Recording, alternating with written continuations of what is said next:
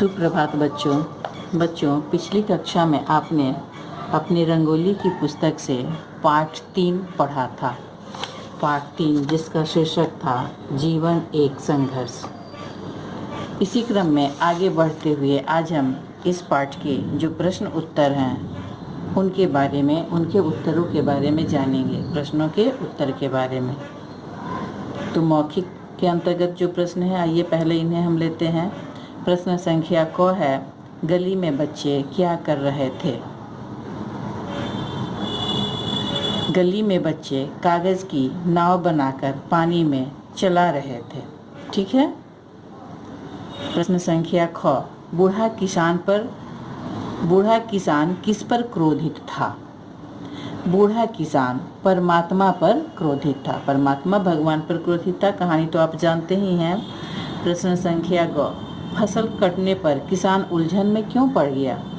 इसका उत्तर होगा, फसल काटने पर किसान उलझन में पड़ गया क्योंकि गेहूं की जगह सिर्फ छिलके थे, दाने उसमें थे ही नहीं, इसलिए किसान उलझन में पड़ गया था। अब देखिए, लिखित के अंतर्गत जो प्रश्न संख्या 1 है, ये बहुविकल्पी प्रश्न है। एक प्रश्न के कई विकल्प हैं।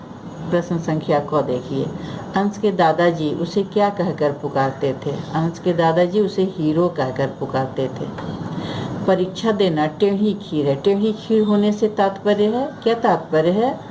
अत्यंत कठिन कार्य। टेढ़ी खीर एक मुहावरा है। गेहूं को विकसित होने के लिए क्या चाहिए था? चुनौतियों का सामना। अच्छी खाद, अच्छी वर्षा, सब तो किसान ने दिया, फिर भी गेहूं विकसित नहीं हुए क्योंकि उन्हें चुनौतियों का सामना नहीं करना पड़ा था। तो ये हो गया प्रश्न संख्या 1। अब आइए प्रश्न संख्या 2। प्रश्न संख्या 2 जिनके उत्तर 1, 2 या 3 पंक्ति में होंगे, आइए इन्हें देखते हैं हम। देखिए, प्रश्न संख्या क है, अंश का मुंह क्यों लटका हुआ था?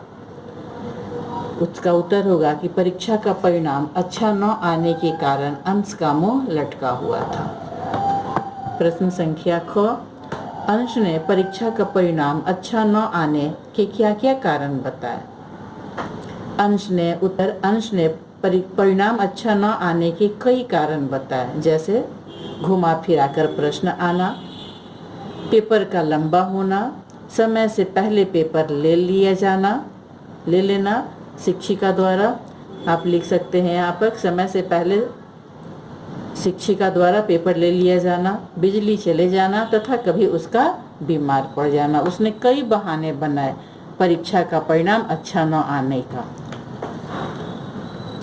प्रश्न संख्या ग, दादाजी ने अंश को कहानी क्यों सुनाई?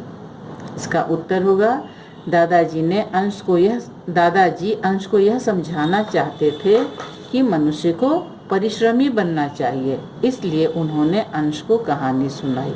क्योंकि अंश परिश्रम नहीं करता था और अपना सारा दोष दूसरों पर डालता था। कई बहाने उसने बनाए थे परीक्षा का परिणाम न अच्छा आने का। कहानी आप जानते हैं। आइए अंतिम प्रश्न की ओर चलते हैं। प्रश्न संख्या घ, अंत में परमात्मा ने किसान को क्या कहा? अंत में परमात्मा ने कहा कि तुमने सारी चुनौतियों को टाल दिया। गेहूं का विकसित होना असंभव था, इन्हें चुनौतियों की जरूरत होती है। कहानी भी आपने सुना है ना, कहानी का शीर्षक ही है जीवन एक संघर्ष। संघर्ष के बिना व्यक्ति निखरता नहीं है। व्यक्ति के व्यक्तित्व में विकास नहीं होता, उसके व्यक्तित्व का, उसका व्यक्तित्व निखरता नहीं है जब तक कि वह संघर्ष को झेलकर आगे न बढ़े। तो व्यक्ति को संघर्षशील और परिश्रमी होना चाहिए। तो प्रश्न का उत्तर आप याद करेंगे, अपनी कॉपी में लिखेंगे। शेष अगली कक्षा में। धन्यवाद।